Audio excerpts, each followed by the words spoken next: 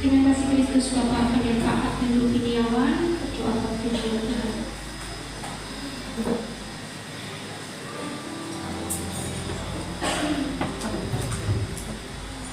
Haleluya, haleluya, haleluya. Sungguh Bapa, kami menikmati hadirat dan kasih-Mu memenuhi di tengah-tengah. Pujian dan kemuliaan bagi Engkau Bapa. Tuhan terus bekerja di tengah-tengah kami, menyatakan kuat kuasa-Mu untuk kami dimampukan, untuk kami diberi hikmat dan kemampuan untuk memahami akan kebenaran-Mu Bapa. Biarlah hamba-Mu terus Kau pakai Bapa untuk menjadi saluran berkat. Hamba-Mu terus Kau pakai untuk menjadi kekuatan dan inspirasi di dalam hidup kami Bapa, untuk berjalan di dalam terang-Mu, untuk menuju pada keselamatan, dan untuk tetap setia, untuk menjadi hamba-Mu yang setia kepada-Mu Bapa. Bekerjalah di tengah-tengah ibadah kami Bapa, dan teruslah nyatakan kemuliaan-Mu, sehingga janji dan kebenaran-Mu memenuhi dan memperlengkapi kami, sehingga kami tetap setia melayani Engkau dan membesarkan nama-Mu Bapa. Di dalam nama Tuhan Yesus Kristus. Haleluya. Amin. Waktu selanjutnya silakan kepada Bapak.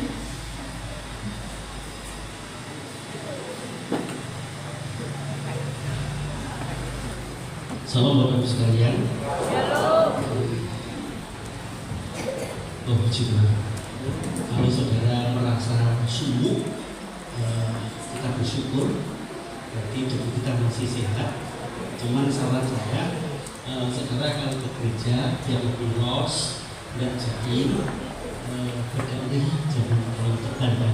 Jadi kalau mau joget itu saya lihat beberapa tadi nggak begitu los, nggak begitu leluasa, karena mungkin takut mundur ya. Itu cuma saran saya saja, supaya kita kalau puji Tuhan juga bisa lebih enak, nikmat, enjoy. Nggak masalah saudara mau ke dokter, toh rumah kita akhirnya akan terbakar.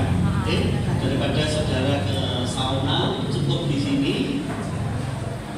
Sudah lemak terbakar, kita puji Tuhan, kita diberkati, amin. Saya pengen nyanyi satu lagu sebenarnya. Apa mas? Tempur Sari ini paling suka lagu apa mungkin?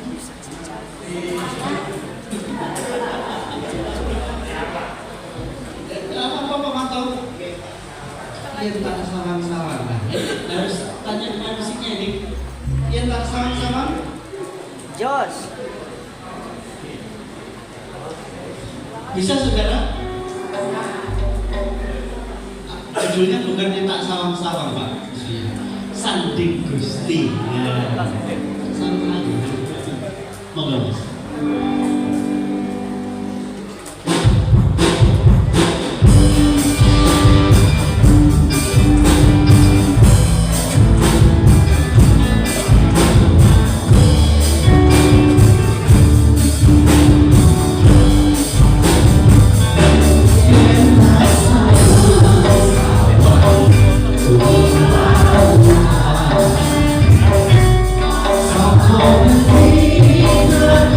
Kau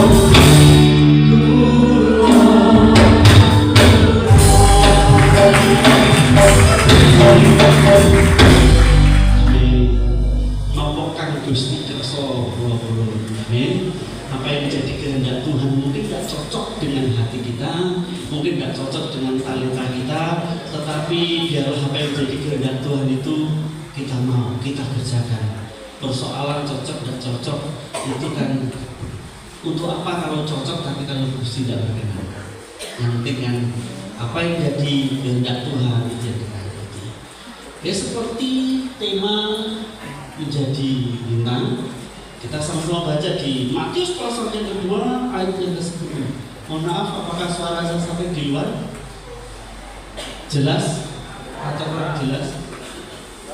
Oke, sangat jelas ya. Matius 2 ayat yang ke-10, ketika mereka melihat bintang itu sangat bersukacita mereka. Sekali lagi, ketika mereka melihat bintang itu sangat bersukacitalah mereka. Setidaknya ada 4 hal ketika berbicara tentang bintang di sini. Yang pertama, ini berbicara tentang fungsi. Yang kedua bicara tentang sifat, yang ketiga bicara tentang dampak, kemudian yang keempat bicara tentang fokus. Yang pertama, ketika bicara tentang fungsi, bintang di sini berfungsi memberikan arahan, memberikan tuntunan kepada orang Majus. Orang Majus adalah kelompok orang atau kumpulan orang-orang yang notabene ini orang-orang pintar, bukan orang-orang biasa. Orang yang bisa melihat atau bahasa zaman sekarang ini astronomi, ya, betul ya? Atau saya tahu. Jadi urusan ilmu perbintangan dan lain-lain, mereka jagonya. Saya pernah dengar dulu waktu saya masih muda itu ada lagu namanya apa itu? Yang Hedi Diana itu. Bintang. Nah itulah sudah. Saudara pernah dengar itu? Bintangku. Udah pernah dengar ya? Berarti yang pernah dengar kita seumuran. Kita umurnya misalnya minimal 50 ke atas ya. Mereka bukan orang biasa, mereka orang pintar.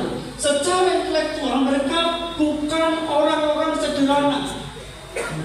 Dan bintang di sini mempunyai fungsi untuk memberikan sebuah arahan, tuntunan. Artinya ini tidak hanya sekedar bintang, tetapi ketika dilihat oleh orang pintar, oleh orang yang memang bidangnya di situ, ahlinya di situ, orang itu bisa ketemu Yesus, orang itu bisa ketemu dengan juru selamat. Dengan kata lain, bintang yang pertama di sini bicara tentang fungsi. Fungsinya apa? Ketika orang Majus melihat bintang itu, mereka bersuka cita. Kenapa? Karena sebentar lagi mereka akan bertemu dengan juru selamat. Sebenarnya sederhana saja. Saudara dan saya, kalau kita mau menjadi bintang, kita harus berfungsi. Dan fungsi kita, setiap orang bertemu kita, setidaknya mereka bisa melihat ada tanda, atau mereka bisa melihat bahwa ada Allah yang hidup, ada Tuhan yang benar di dalam hidup kita. Sehingga secara tidak sadar, secara tidak langsung maupun secara langsung, kita bisa berfungsi untuk membawa orang, memberikan arahan, memberikan tuntunan kepada orang untuk bertemu dengan Tuhan Yesus, dengan Juru Selamat. Saya suka seperti ini. Sebelum saudara menyampaikan kabar baik, seharusnya kita bisa menjadi kabar baik terlebih dahulu. Kenapa? Kalau kita menyampaikan kabar baik tanpa kita menjadi kabar baik yang kita sampaikan, berita Injil yang kita sampaikan, itu akan mentah. Itu bisa dimintai orang Jawa. Kenapa? Karena antara perkataan dan perbuatan itu nggak bobol sono. Harusnya antara perkataan dan perbuatan itu satunya kata dan perbuatan itu bawa ke sono. Ada banyak orang itu kalau teori pintar, ngomongnya pintar. Yuk jadi wong sing sumringah ya, sing bersuka cita aja ketuntut. Tapi ketika dia berbicara seperti itu, wajahnya itu menutup. Sudah bisa paham maksud saya? Apakah bahasa kita sama? Kalau di Sidoarjo itu menuntut, lonjong kayak kates. Harusnya ketika kita bisa berkata, ayo urip itu dari senang, artinya dia juga senang. Jika ketika kita berkata, ayo senang, orang benar, oh ya bisa senang. Hati yang gembira adalah obat. Tapi sementara kita berkata seperti itu, uripnya lorong-lorong, si kolesterol rendah, asam uratnya ambruk. Jadi berita Injil, berita kabar baik, bukan menjadi berita yang membawa orang kepada Tuhan, tapi akan menjadi bahan cemoohan. Bisa ngomong, rasa ngakoni. Betul. Harusnya ketika kita menjadi bintang, berbicara tentang fungsi, kita harus benar-benar berfungsi, membawa orang, menunjukkan orang siapa juru selamat. Bawa orang pada Tuhan. Seringkali, mohon maaf, kita itu bahasanya gini, mempersulit orang untuk ketemu Tuhan. Contoh, saudara pernah dengar nggak orang berkata seperti ini? Tolong jangan lihat saya, tapi lihat Tuhan. Yang jadi pertanyaan, Tuhan itu bisa dilihat nggak? Halo, Tuhan bisa dilihat nggak?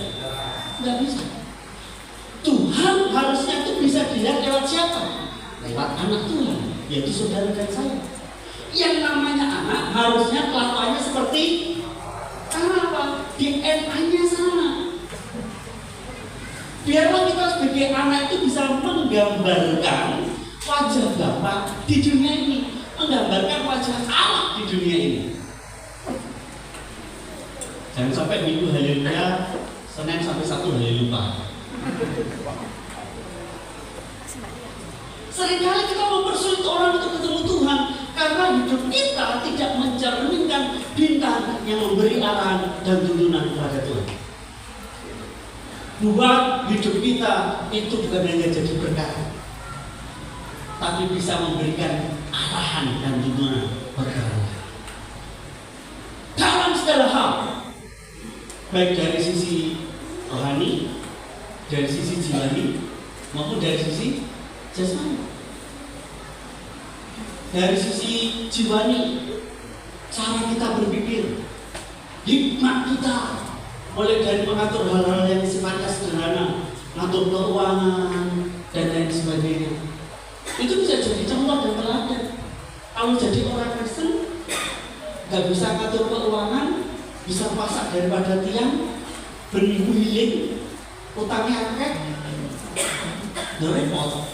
Mohon maaf, Ini kan kita bicara hal yang relevan. Kalau kita mau jadi contoh, jadi teladan yang bisa membawa orang pada Tuhan, hidup kita harus benar. Halo? Dari sisi tubuh, jasmani, saya punya prinsip seperti ini. Jadi hamba Tuhan harus sehat. Karena apa? Kalau nggak sehat, tubuh saya tidak siap untuk pelayanan. Setiap setahun sekali sebelum pandemi, sebelum COVID, saya ke Sumba. Mungkin di Sumba sama di desa-desa di Jawa itu mirip-mirip, tapi di sana lebih panas. Pernah satu kali kami pelayanan di satu desa, jadi di sana itu desa satu dengan desa yang lainnya jaraknya antara 7 kilo, 5 kilo, kadang 10 kilo, dan itu tidak bisa ditembus dengan sepeda motor atau mobil, harus jalan kaki. Suatu ketika kami ke satu desa itu, saya sudah capek, saya berhenti sebentar. Berhenti sebentar, oh ya siap Bapak, kita berhenti sebentar. Bapak capek? Ya, tenang Bapak, kita tinggal sedikit lagi. Bapak tidak usah khawatir, tinggal satu bukit lagi, tak dendok saudara, sak bukitnya.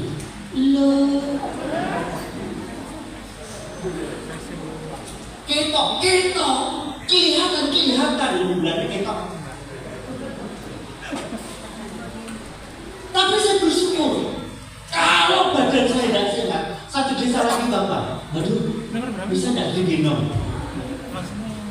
Itu sebabnya saya punya prinsip, hamba Tuhan bersehat, supaya bisa jadi contoh. Halo,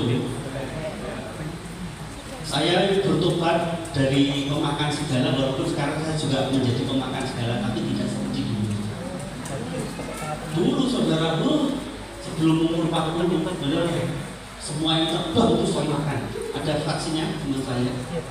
Semua yang terbang kecuali helikopter, pangan. Semua yang melata, benar, kecuali kereta api itu, nggak saya makan. Semua yang berdaun, semua pokoknya itu sudah saya makan. Tapi masih 40 saya sadar, tubuhku adalah baik Allah. Saya harus menjaga tubuh saya. Dan dari itu saya ngomong Tuhan bisa kontrol apa yang masuk aku karena saya harus memastikan bahwa tubuh ini baik Allah. Saya harus jadi berkat. Kan enak ngomongin kalau ketemu teman lama. Saya berapa tahun itu saya tidak ikut ini. Terakhir ini 3 tahun lalu dengan anak-anak SMA teman saya. Dia ketemu saya kaget. Kok wajib tadi? Bukan GR ya. Tapi kalau saya mundur tahun 91 kan saya SMA lulus tahun 91. Orang ngomong seperti itu, padahal hati saya ngomong halah untuk menghibur diri sendiri ini, tetap aja tua ini. Tapi setidaknya mereka melihat ada sesuatu yang beda. Tak dulu kok gak kayak awal-awal ini. Pilih, apa resepnya? Nah, kesempatan. Ketika dia ngomong apa resepnya, saya cuma ngomong resepnya ini ngandul Gusti kalau sini cat lombok. Sudah, saudara tahu siapa sini cat lombok? Organisme loh. Dari situ saya coba berfungsi, memberikan arahan, memberikan tuntunan, menunjukkan bahwa lewat hidup saya, lewat diri saya, setidaknya mereka bisa bertemu dengan Tuhan. Seperti orang Majus yang melihat bintang itu terus bergerak. Ini bukan bintang biasa yang bisa bergerak. Dan memang orang-orang tertentu yang bisa melihat ini. Yang kedua bicara tentang sifat. Sifat bintang itu kan bercahaya, itu memang jadi sifatnya. Itu memang jadi nature-nya. Sifat dasarnya bintang itu bercahaya. Apalagi kalau itu di tempat gelap, cahayanya semakin kelihatan. Saya cek lagi yang di Sumba. Di Sumba itu kan tidak seperti di Jawa. Rumah jarang, penerangan juga jarang. Jadi saya paling suka di Sumba itu kalau tengah malam. Tengah malam udah ada cerah bintang itu kalau disebar. Wow, bagus tuh. Bagus. Saya coba menggambarkan ini. Oh ya, kita tahu Tuhan. Harusnya di tengah kegelapan dunia ini, sifat kita apa? Memberi terang, menjadi cahaya buat orang-orang yang ada di sekitar kita, buat orang-orang di mana Tuhan taruh dalam hidup kita, baik itu di masyarakat, baik itu di komunitas kita, di sekolahan, di kantor, di tempat kerja kita, Pak, tapi tempat kerja kita harus sapi, wedhus, kebun. Tapi kan tidak tiap hari terus kamu kebun. Kan kayak tonggo, betul saudara? Jangan jadikan alasan sapi, wedhus, kebun untuk kita tidak bisa bercahaya. Amin. Saudara harus memastikan hidupmu adalah terang. Yesus berkata, kamu adalah terang dunia. Kata terang di ayat yang ke-14 di Matius itu kayu. Kayu itu bukan dari sekedar terang, tapi terang yang membakar. Jadi bila keberadaan kita itu membuat orang lain itu terbakar semangatnya. Mereka yang dulu lemah, lesu, lekoi, mereka yang dulunya kehilangan harapan, tapi lewat hidup kita mereka dibangkitkan kembali, dipulihkan kembali, dibakar lagi semangatnya. Halo, saudara dan saya adalah bintang yang bercahaya. Jangan sampai dulu sebelum ada kita ada loh orang bahasa mas di sosial manas biar saat dulu sampai nenek, tapi sampai tahu saya itu PTE hilang, wedhusnya hilang. Jangan sampai itu terjadi dalam hidup kita. Halo, amin. Biarlah tempat yang gelap sekalipun dengan kehadiran kita ada cahaya yang menerangi di situ. Saudara dan saya jadi cahaya karena itu sifat dasar kita, dan sifat dasar bintang itu bercahaya. Pernah dengar lagu-lagu ini? Hendaklah terangmu bercahaya, hendaklah terangmu bercahaya. Cuma saya sendiri ya bisa ya. Ternyata terlalu jadul ya. Cahaya itu datangnya dari Tuhan. Semua itu hanya bisa kita kerjakan ketika kita nyawai jati dengan sumber cahaya di sana, Tuhan Yesus. Bintang ini bercahaya, kalau tidak bercahaya tidak bisa dilihat. Oke? Itu bicara soal sifat. Kemudian bicara soal dampak. Saya suka di sini. Ketika mereka melihat bintang itu, maka bersukacitalah. Pertanyaannya, sudahkah kita menjadi bintang yang membuat orang lain bersukacita dengan kehadiran kita? Seperti yang sudah saya sentil tadi, jangan sampai kehadiran kita itu membuat orang lain berduka. Alah, aku lihat orang itu sempat ya, gak tahu ketemu pisan, utang. Mohon maaf, saya ngomongnya berbeda ya. Iya, apa kok ya? Foto belum tentu setahun sekali ya. Jangan sampai keberadaan kita itu membuat orang lain agak nyaman. Jadilah lagu, di mana lagu itu bukan hanya enak didengarkan, tapi juga bisa dilihat. Tolong Mas Dimas.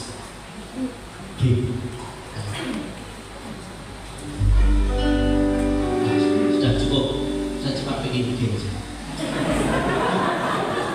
Saya lupa ngomongnya apa. Mbak ini saudara. Mulane padha buangan, harap keton hati ngelino, marang jauh Gusti. Enak nggak saudara? Jujur enak nggak? Lek enak ngomong.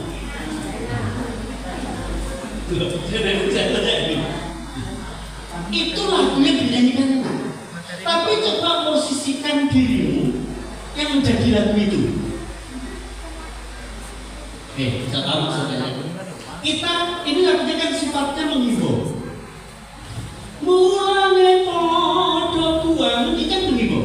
Ayo kalau dari hatimu buang. Kerajaan oleh hati iri dengki, suka rasa-rasa gibah. 2-3 orang berkumpul gibah. Ini dibuang.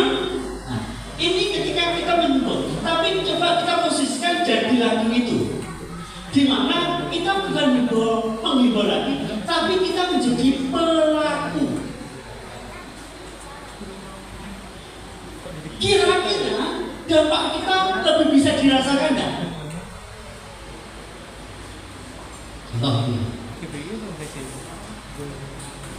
tetap bebas. Oke aja mas. Mengampuni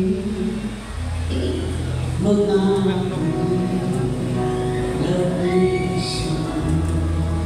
Enak nggak lagu? Mengampuni lebih sulit. Lagu itu dinyanyikan dan suara saudara mungkin ya 11-12 dengan sama Raisa, walaupun untuk Raisa tidak namanya, tapi kan enak didengarkan. Tapi lagu itu bukan hanya enak didengarkan, akan jauh lebih berdampak nyata kalau kita juga hidup di dalamnya. Satu misal saudara disakiti, difitnah, ditipu, dikerjain orang, duitmu tentean, tapi saudara bisa mengampuni. Ini kok orang dapat di sini. Kalau nyanyi mengampuni, itu kan jauh lebih enak, jauh lebih berdampak kalau kita juga bisa melakukan. Tuhan lebih dulu mengampuni kepadaku, mengampuni.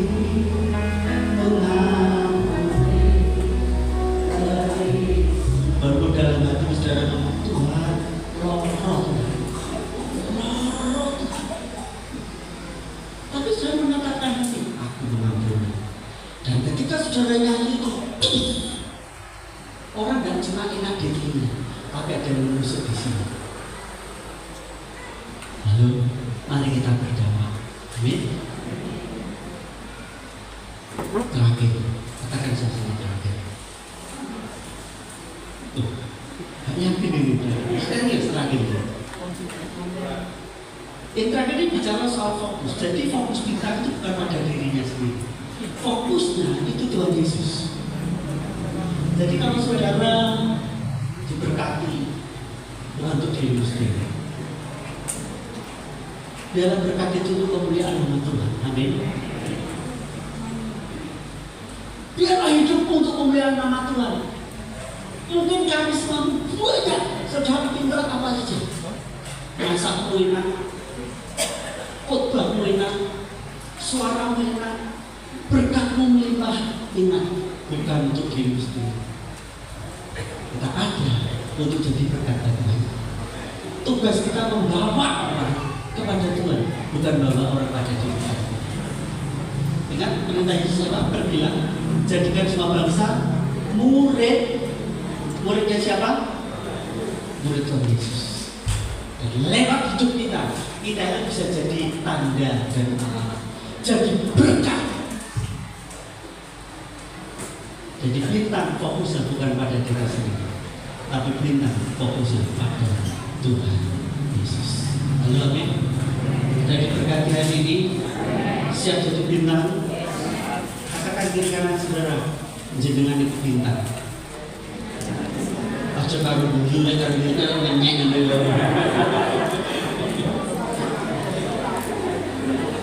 Nggak ada yang terlambat saudara. Lalu amin. Mungkin saudara orang biasa-biasa. Nenek saya itu tidak bisa baca, tidak bisa tulis. Meninggal persis usia 100 tahun persis. Tapi dia jadi berkat, dia jadi bintang. Bukan hanya bagi orang yang biasa-biasa. Orang yang punya pendidikan tinggi diberkati oleh nenek saya. Jadi kalau saudara ke Blitar, ada namanya Buku Karama. Saudara tanya aja, Yusak Putri Babiji, kenal apa? Betul. Lebu ning orang tanya, Yusak Putri Babiji kenal sampai sekarang walaupun memang saya sudah almarhum. Statusnya apa? Dodolan kopi. Kopi ini waktu di desa kami dibikin sendiri, sangrai sendiri. Kopi, ada jagung, jadi sejak kecil saya memang biasa ngopi, makanya itu. Orang sederhana tidak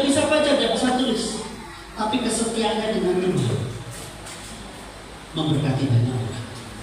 Gaya hidupnya memberkati banyak orang.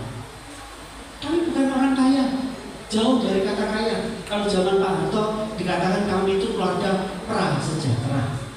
Bahasa Inggrisnya ini. Sing liyane wis nek listrik iki jek beli.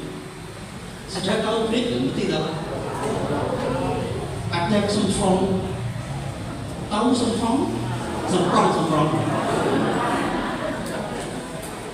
Tetangga berkaitan listrik minimal petromak. Betul kan? Ini udah.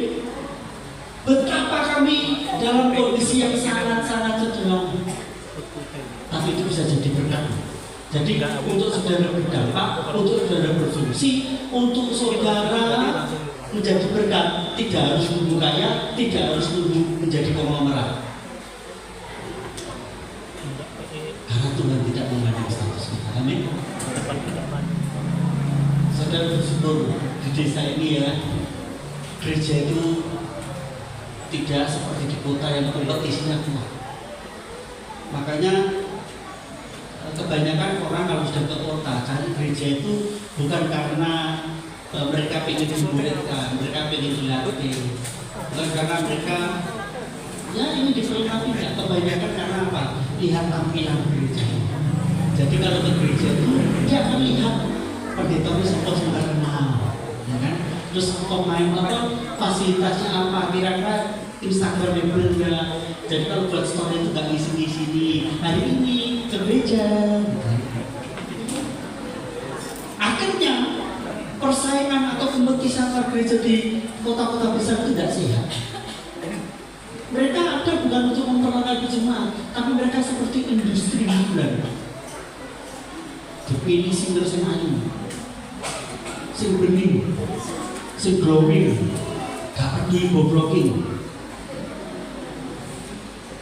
Serius. Sehingga untuk jadi tanda dan alamat, untuk berdampak, untuk berfungsi itu sulit sekali. Makanya walaupun saudara di desa, bersyukurlah. Amin. Apalagi di desa itu tidak butuh CCTV. Mulut dan mata tetangga dan telinga itu 24 jam. Jadi kalau saudara tidak sampai jadi berkat, siap-siap jadi rasa-rasa. Nah, bisa dirasa-rasa nggak bisa maksa untuk menyampaikan kabar baik. Wah, ya itu gampang-gampang susah sih, tapi bersyukurlah di mana Tuhan tempatkan hatimu masih tetap bisa menghidup. Tuhan Yesus memberkati. Amin. Kita bangkit berdiri, kita goyang sejenak, ben bedake tambah mangkuk.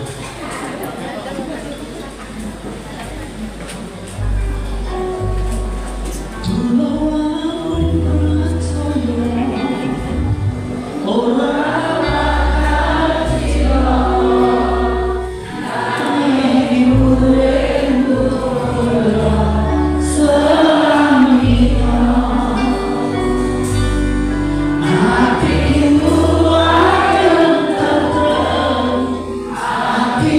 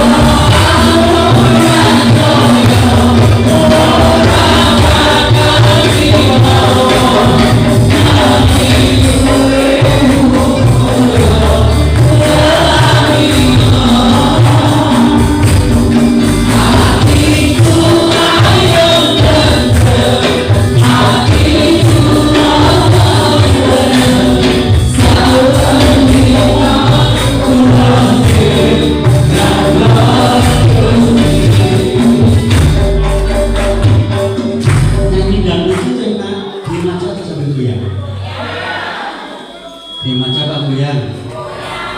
Ayo serius ya goyang ya. Ojo wedi enggak ojo wedi luntur ya. Muga tekniknya enggak naik Mas. Oke, tangan di atas kepala kita, Pak Mantro.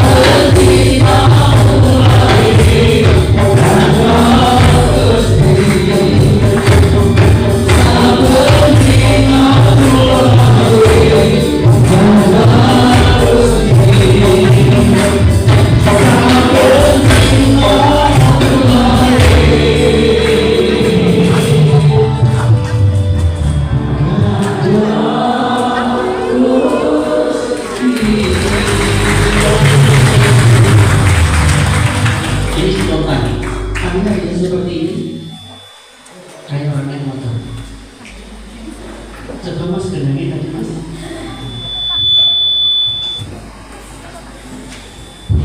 Oh, baby,